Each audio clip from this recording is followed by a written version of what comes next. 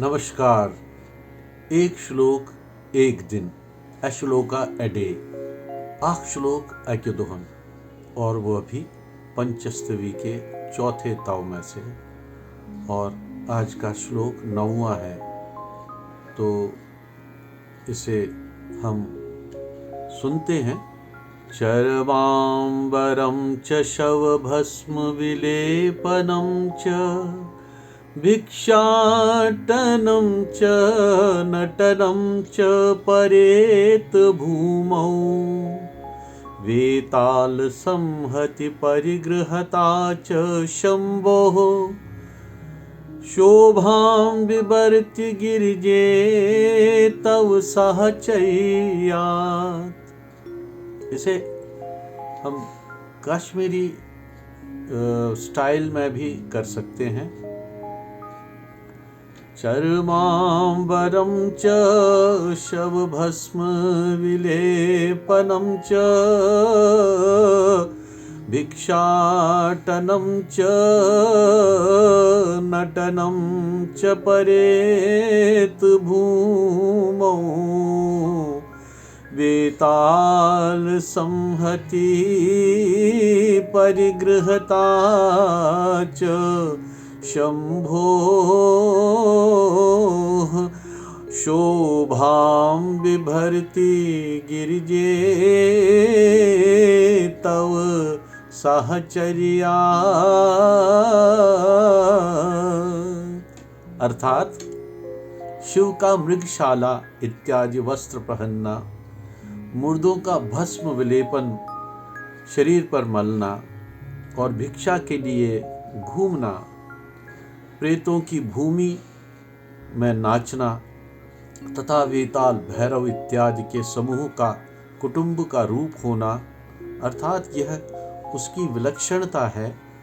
हे पार्वती, हे जगत जननी, तुम्हारे उस शिव के साथ चलने से शोभा को धारण करती है। अर्थात शिव जो हैं सार्थक तभी हो जाते हैं जब शक्ति का तत्व उनके साथ साथ होता है, और ये हर एक इंडिविजुअल के ऊपर भी अप्लाई होता है, हम सब पर अप्लाई होता है। जो हमारा वास्तविक रूप होता है, जैसे हमने 2 भागों में इसको बांटा है, वो शिव स्वरूप और शक्ति स्वरूप, ये 2 स्वरूप हमारे ही तो हैं। यम जन यम कथ यम प्राण कथ तो यह श्रीमद धर्माचार्य जीन विचार तिहंस कविता यह पंचस्तवी किस रूपस मज प्रोखुट उपहार। यह दिव्य ज्ञान सहज, तो इत पठन यह शिवनाथ भस्मा अंग अंग मलिथी, तो यह तेली शोभिदार येल अमिस सुंदर पार्वती, क्या यह शक्ति हंस कथ करना। शक्तिहीन शिव शवक पठन, तो अथ बार बार जोर दिवान तो इमन कथन रिचर दिवान, तो पत पन यह लाइफ हज सेलिब्रेशन ब्रोट कुन पकनावान। पंचस्तवी अमची कथ करान, सन संत मुनि यह कथ करान। It's all about one's own inner aspects of Shiva and Shakti.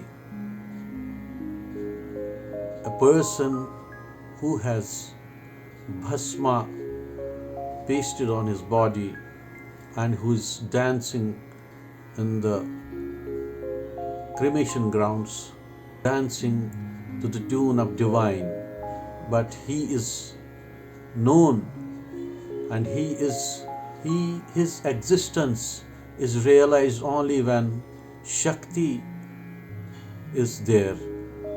Without Shakti, Shiva is just a corpse-like entity, nothing else. Yoh Shiv Shakti hund yus zan mul chu, yoh celebrate karan, चाहे सोन कोशुर खानदर आस चाहे सो कह celebration harass पे ये celebrate कराने करान तो कोशुर शैव शास्त्र या शाक्त शास्त्र अथ अंद पक पकान। ओम महात्रिपुर सुंदर्यै नमः।